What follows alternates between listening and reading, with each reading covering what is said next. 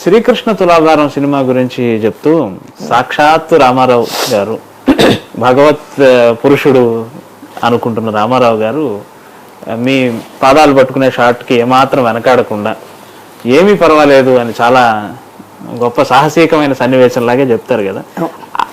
ఆ రోజు జరిగిన సంఘటన, ఆ షాట్, ఆ సీన్ గురించి చెప్పండి మేడం. నాకేంటంటే మొదటి నుంచి నేను కృష్ణ భక్తుడాన్ని. అందులో రామారావు గారు పక్కన కృష్ణుడు, సత్యభామ, ఆ కృష్ణ అవతారమే కనిపిస్తుంది. సరే, యాక్టింగ్ లో అన్నీ చేసిన తర్వాత ఆ కాలు పట్టుకుంటేనే కిరీటం తంతాను కింద పడిపోతుంది. అప్పుడు వెంటనే అప్పుడు కొంచెం లోక జ్ఞానం కొద్దిగా ఎట్లా మాట్లాడాలి కొద్దిగా డెవలప్ అయిపోయాను కదా. సో వెంటనే సారీ చెప్పాను, ఏముంది యాక్టింగ్ పర్వాలేదు జమున గారు. After all acting is very sportive. Rama Rao గారు, నాగేశ్వరరావు గారు అంటే వృత్తిరీత్యా ఇద్దరు హీరోలు, పోటీ సహజంగానే ఉంటుంది. కానీ కొన్ని కీలకమైన విషయాల్లో మటుకు వారిద్దరూ కలిసిపోయేవారు కదండి. ఇందాక మీరు అన్నట్టు జమున గారిని బాయ్కాట్ చేసే విషయంలో వాళ్ళిద్దరు ఒక ఐక్యమత్యం ఉండేది కదా. ఏదో చాలా వేరు కలిసే ఉండేవాళ్ళండి. కానీ పేపర్లలో దాని ద్వారా కొన్నాళ్ళు వాళ్ళిద్దరు కూడా ఏదో గొడవ. రెండు క్యాంపులు నడిచాయి అంటారు కదా, అంటే వాటి గురించి ఎవరు చెప్పేవాళ్ళు లేరు. అందుకని కాస్త ధైర్యం చేసి మిమ్మల్ని అడుగుతున్నా, అలా ఉండేదా అండి? రెండు క్యాంపులు అలా ఉండేవా? క్యాంపులు అంటే నాకు అర్థం కాలేదు. అంటే వాళ్ళకంటూ ఒక వర్గం ఆర్టిస్టులు, ఒక వర్గం డైరెక్టర్లు, ఇక్కడ ఒక వర్గం డైరెక్టర్, అట్లా ఉండేదా? అది కొంచెం ఉండేది. ఉన్నాయి, ఆ రోజుల్లోనూ ఉన్నాయి. హీరో డామినేషన్ ఉండేది. తర్వాత ఏదో ఇట్లాగా గ్రూపిజం,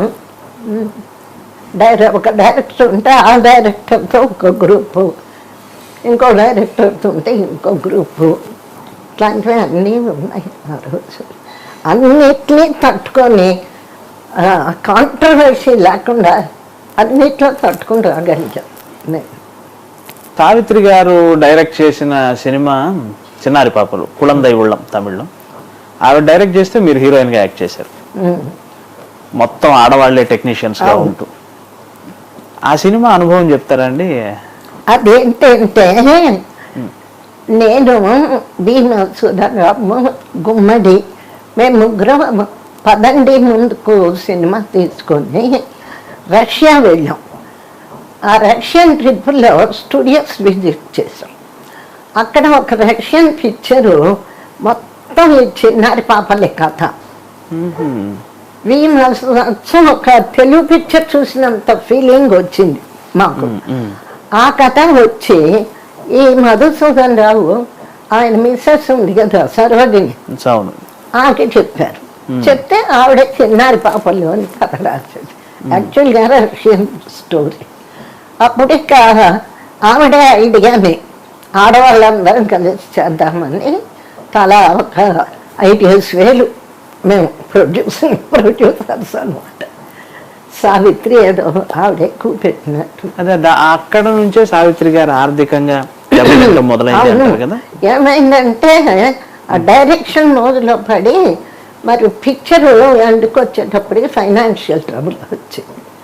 దాంతో ఆవిడ తను తాకట్లు పెట్టి, ఇల్లు తాకట్టు పెట్టి అట్లా అంతా చేసి ఆ డైరెక్షన్ పిచ్చి. తర్వాత వచ్చి మూగ మనసులు తమిళ్ తీసి ప్రాప్తం అందులో యాక్ట్ చేశారండి మీరు? I was carrying. పాపం అడిగింది, చెల్లి అనే పిలుస్తుంది పాపం. చెల్లి నువ్వు చెయ్యాలి అంటే మరి డెలివరీ అయ్యాకైతే చేస్తాను, ఇప్పుడు కుదరదు. తర్వాత చంద్రకళను ఏమన్నా పెట్టి అక్కడ బాగా దెబ్బతిన్నాడు. 5 సంవత్సరాలు జరిగిందట కదా. అక్కడ ఏమైంది పాపం, శివాజీ గణేశన్ హీరో, చంద్రకళ నా క్యారెక్టర్, తన క్యారెక్టర్ తను. ఒక ఫస్ట్ 2 షెడ్యూల్స్ 1 షెడ్యూల్ అయింది. బాగా కావేరి ఒడ్డున అదంతా బాగా తీసింది. 15 రోజులు షూటింగ్ అయ్యి అప్పటికి శివాజీ గణేశన్ టాప్ ఆవిడ బుక్ చేసేటప్పటికి. సరిగ్గా ఈవిడ పిక్చర్ ఆ 15 రోజులు 20 రోజులు అవుట్డోర్ అయి వచ్చింది. ఆ తర్వాత శివాజీ గణేశన్ పిక్చర్లు వరుసగా ఫ్లాప్ అయిపోయింది. అయిపోయేటప్పటికి బయర్స్ రాలే. పైగా మా మేనేజర్ ఒక బయర్ని తీసుకొచ్చాడు చెన్నైలో. అప్పటికి సగం పిక్చర్ అయింది. అయితే అప్పుడు మేము చెప్పాము, అక్క మంచి ఆఫరు, నీ మనీ బ్లాక్ చేసుకున్నాం, శుభ్రంగా బయర్ ఇస్తానంటున్నాడు, అమ్మేసి అంటే ఇచ్చేసే అంటే లేదు ఇంకా వస్తుంది. అప్పుడు ఎంతో డబ్బు తెలియదు కానీ మొత్తానికి మేమే తీసుకొచ్చాం బయ్యర్ని. మా మేనేజర్ తీసుకొచ్చి ఉపయోగించుకోవాలి. దాంతో బయ్యర్ వెనక్కి వెళ్ళాడు. సరిగ్గా ఈవిడ పిక్చర్ ఎడిటింగ్ వచ్చిన నాటికి శివాజీ గణేశన్ మార్కెట్. ఇక దాంతో రిలీజ్ కూడా ఇంచుమించు ఆవిడ చేసుకోవాల్సిన పరిస్థితి. ఏదేమైనా